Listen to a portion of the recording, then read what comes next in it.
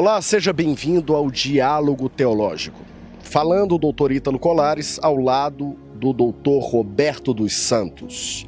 Iremos falar hoje sobre a escatologia. Doutor Roberto, eu tenho uma teoria. A escatologia nossa, ela é o resultado do avanço tecnológico, do conhecimento científico e da cosmovisão de mundo que nós temos. Um exemplo. Há anos atrás, a marca da besta para muitos cristãos era o código de barra. Depois, temos o cartão de crédito. Depois, temos o microchip, o chip da Mondex, certo? E hoje existem alguns que estão estipulando que o número 666 seria, na realidade, uma palavra grega, em que João visualizou, mas o que ele visualizou era árabe, ele não sabia dizer o que era.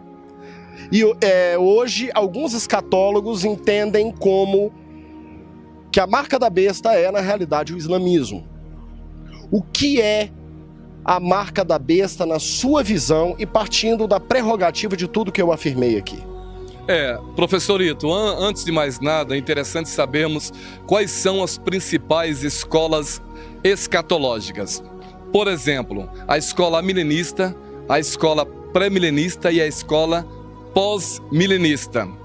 Diante dessas escolas, nós temos ainda de fazer uma leitura científica dos acontecimentos do século XX e também dos acontecimentos do início do século XXI. É interessante que o telespectador leia pelo menos uma obra de um dos mais renomados cientistas políticos ou sociais do nosso país, que é o professor doutor Muniz Bandeira. O título da obra dele é A Desordem Mundial. Ele vai fazer uma hermenêutica sociopolítica e geopolítica e geoeconômica de todo um processo de desenvolvimento, não apenas no campo político, social, histórico, mas também técnico-científico, de toda a cultura ocidental, como é que ele percebe, como é que ele interpreta todo esse arcabouço político que está sendo construído principalmente na América Latina. No que diz respeito o sentido, o significado do sinal da besta ou a figura do anticristo, isso é muito complexo, porque o livro do Apocalipse ele tem pelo menos 4 escolas de interpretação: a escola historicista, a escola preterista, a escola idealista e a escola espiritualista. Então são escolas que interpretam o livro do Apocalipse. Então eu percebo o seguinte, que o livro do Apocalipse é parte de uma literatura apocalíptica e também profético-escatológica, e nós temos que identificar, porque eu só posso dizer o que significa o sinal ou a besta propriamente dita a partir do momento que eu tenho uma percepção mínima de uma determinada escola de pensamento escatológico. E o importante é utilizar-se também das regras exegéticas que o texto nos fornece. Porque a grande questão é a seguinte: a literatura apocalíptica era uma literatura que era para servir para dar ânimo a um povo que estava sofrendo. Perfeitamente. Ela tinha uma chave por detrás disso tudo, né? Mas o que a gente percebe é que os adeptos da escatologia futurista tentam levar isso para o futuro. Exato, é a escola futurista que seria no lugar da espiritualista, né? A escola futurista. Então a escola preterista, futurista, historicista.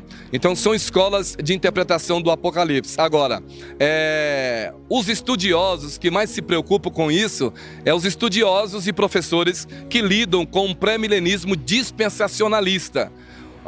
Os teólogos e professores e cristãos que lidam com a escola aliancista, eles não têm esse mesmo ponto de vista até esquizofrênico e neurótico e psicótico, com essa bronca de sinal da besta, de anticristo. Isso é uma neurose escatológica. Nós não temos que estar preocupados com essas coisas. A igreja tem que estar no mundo, não neuroticamente, mas escatologicamente, no sentido de ter esperança, de evangelizar e aguardar a segunda vinda de Cristo, independentemente de quaisquer que sejam as escolas de interpretação sobre esses assuntos. Não, e o interessante é o seguinte: hoje em dia, boa parte dessas pessoas que expõem a escatologia futurista, elas têm misturado esse assunto com a questão da conspiração mundial. Que existe uma conspiração, né? Aí nós falaremos das pedras da Geórgia, nós iremos falar do Bohemian Grove e uma série de outras coisas. E é isso que é... A teoria do antigo astronauta. Exatamente, né? Então, coisas desse tipo. O que a gente está percebendo é isso. Eu já sou, professor Roberto, adepto mais à escola preterista. Por quê? Porque nós temos acesso ao conteúdo histórico e utilizamos as regras exegéticas de uma forma concisa, para que nós venhamos a extrair o real significado do texto. Não estou, na realidade, dizendo que a história não vai se repetir. Perfeito. De fato, a história irá se repetir. Professor, mas acredito que não podemos ficar nessa neurose como muitos estão. Perfeitamente. Professor, é interessante que o telespectador saiba...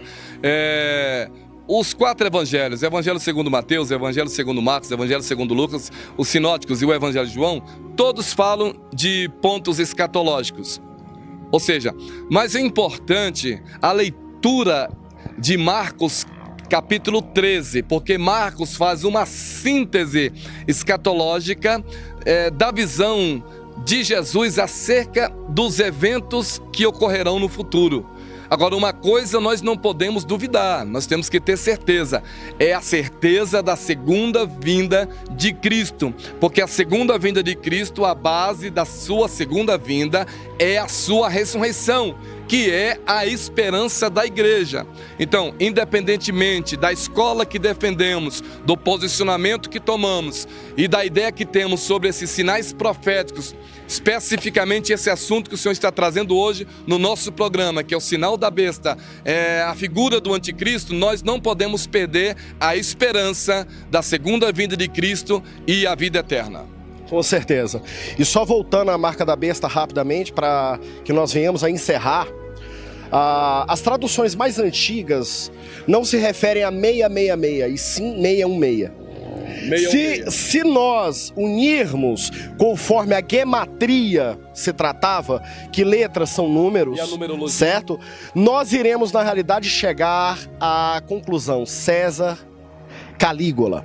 E foi ele que cometeu a abominação da desolação de, na realidade, sacrificar um porco no altar de Deus. Existe muita especulação em torno disso aí. O problema das 7 semanas de Daniel não tem apenas uma única escola de interpretação, que é a dispensacionalista. O próprio físico matemático Isaac Newton, ele publicou uma obra, um estudo escatológico sobre as profecias de Daniel e Apocalipse. E eu tenho esse livro que eu consegui comprar em Londres, na Inglaterra, em 1995. Agora, o que eu vejo é que a igreja fica muito assustada com tudo que acontece na internet. Essa imprensa marrom, né? Tudo que acontece na internet o povo acredita. Então nós temos que tomar muito cuidado com a internet. O que não é de base científica, de base bíblica ou teológica, nós temos que fugir. Então o cristão tem que ler as escrituras, mas também perceber os sinais do tempo, os sinais proféticos. Tem que perceber.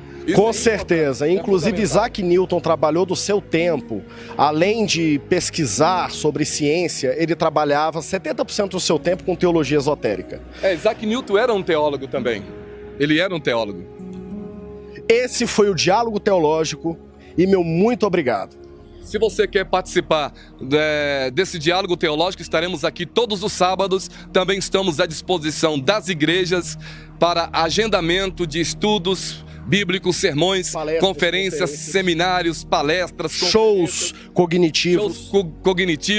E também o professor Ítalo tem a sua universidade nos Estados Unidos, que oferece os cursos teológicos e diversos cursos pelo sistema EAD. Obrigado. Deus os abençoe e nos vemos no próximo programa.